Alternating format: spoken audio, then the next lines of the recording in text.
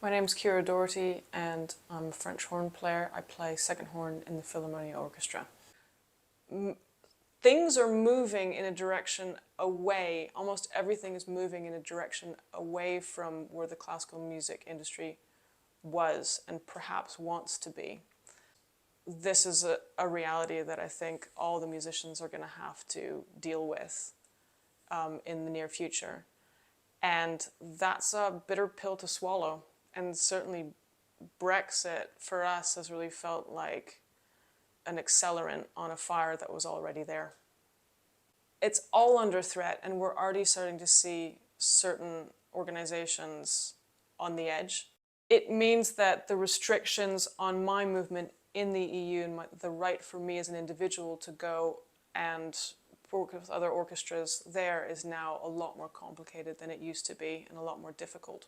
So ultimately they will have less incentive to hire UK individuals, and it's much easier and much more expedient for them to be able to hire EU people.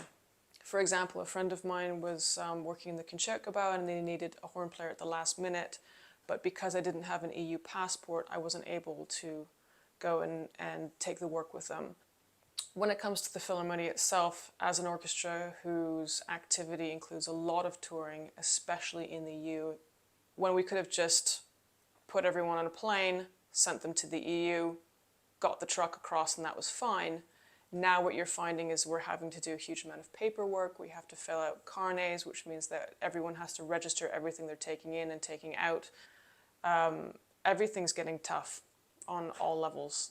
Promoters are less likely to book UK orchestras because there is so much more cost and red tape involved. So if it's cheaper and simpler to have another EU orchestra at their festival, then they're more incentivized to go with them instead of the British orchestra.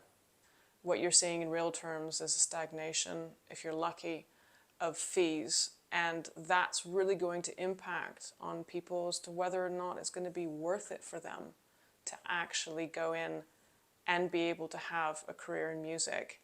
And you're already starting to see that even on a professional level, because people have left the industry already because it's simply not worth it. And for the students, that's the world that's waiting for them. It's not a friendly environment out there.